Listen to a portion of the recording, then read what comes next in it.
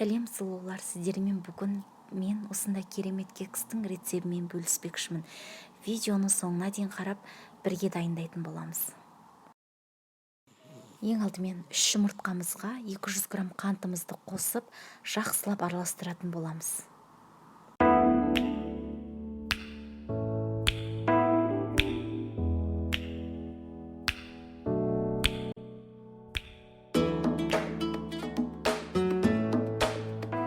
Одан кейін 250 грамм ерітілген сары майымыз бен 150 грамм қаймағымызды қосып, қасықтың көмегімен араластыратын боламыз.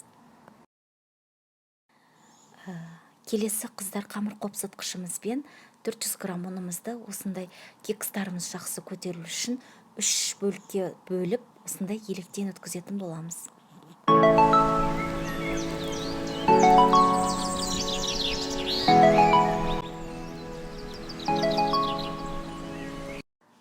Қыздар, барлық қоспамызды жақсылап араластырып алғаннан кейін біз енді изюм қосамыз.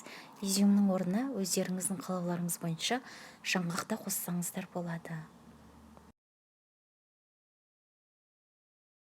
Қыздар, ең соңында осындай кондитерский кекстің қалыптарына 2,5 қасықтан салып шығатын боламыз. Соңында қызып тұрған пеште 180 градуста 25-30 минут пісіріп аламыз.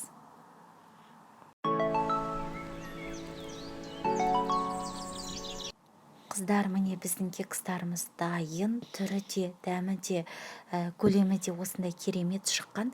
Видеоны соңына дейін көріп, менімен бірге дайындағандарың үшін рахмет.